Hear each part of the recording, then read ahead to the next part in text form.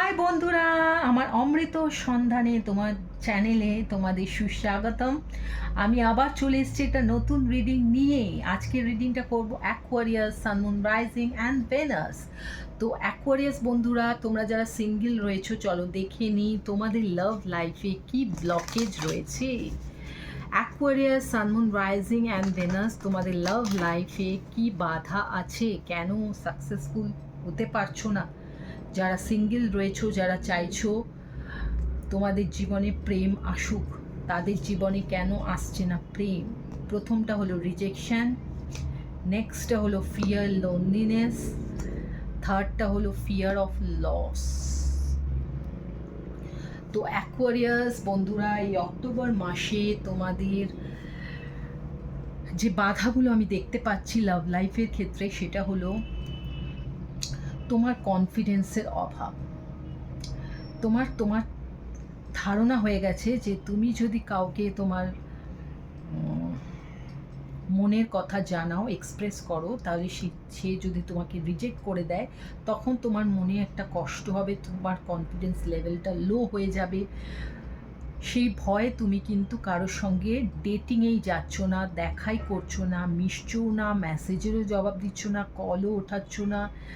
তুমি কিন্তু বুঝতে পারছো যে তোমার চারপাশে অনেক মানুষ রয়েছে, তারা কিন্তু তোমার প্রতি ইন্টারেস্টেড, কিন্তু তোমার মনে হচ্ছে তুমি যে তারা যদি তোমার সম্বন্ধে আরও বেশি কিছু জেনে ফেলে, তাহলে বুঝি তারা তোমাকে ছেড়ে চলে যাবে। তো এই ধারণা থেকে তুমি তাদের সঙ্গে সেই ডিপ লেভেলে কিন্তু কথাও বলছো না, মিশছো না। তো সেটা থেকে তোমাকে নিজেকে বার করতে হবে, কনফিডেন্স লেভেল হাই রাখতে হবে যে হ্যাঁ ঠিক আছে, এরম যদি কেউ হয়েও থাকে, আমার রিজেক্ট করে চলেও যায়, তাহলেও সেটা আমার কনফিডেন্স লেভেলটাকে লো করবে না। তাতে একটু ক্ষণিকের জন্য কষ্ট পেলেও আমি কিন্তু ভেঙে পড়বো না। এবং সেরকম সেইটা ভেবে তোমার কিন্তু নিজের মনের কথাটাকে এক্সপ্রেস করতে হবে।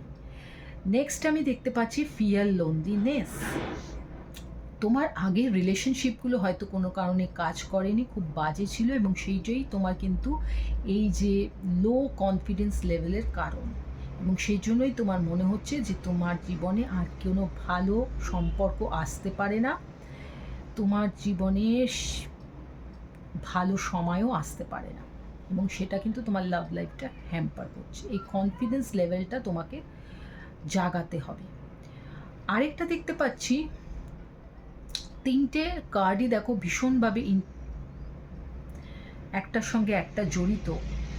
তোমার কিন্তু এইটার জন্য মনে হচ্ছে যে তার থেকে বাবা আমি একাই থাকি, যদি আমি কারোর সঙ্গে সম্পর্কে যাই, সে আমাকে ছেড়ে চলে যায়, তাহলে আমি তাকে হারিয়ে ফেলবো, আমি কষ্ট পাবো, তার থেকে বেটার কি আমি একাই থাকি। তাই তুমি চান্স নিতেই ভয় পাচ্ছ। এই একটাই কারণ আমি দেখতে পাচ্ছি তিনটে কার্ডে, তোমার কনফিডেন্স লেভেলটা লো রয়েছে, এবং তোমার নিজের মনের মধ্যে সেই ভয়টা রয়েছে যে তুমি রিজেক্টেড হলে বা কারোর সঙ্গে বেশি মিশলে সে যদি তোমায় ছেড়ে চলে যায়, সেই জন্য কিন্তু তুমি এগোচ্ছই না। তো আশা করব আমার এইটা রিডিংটা দেখে তুমি চেঞ্জ আনবে, তোমার মনের মধ্যে কনফিডেন্স লেভেলটা বাড়াবে এবং চান্স নেবে।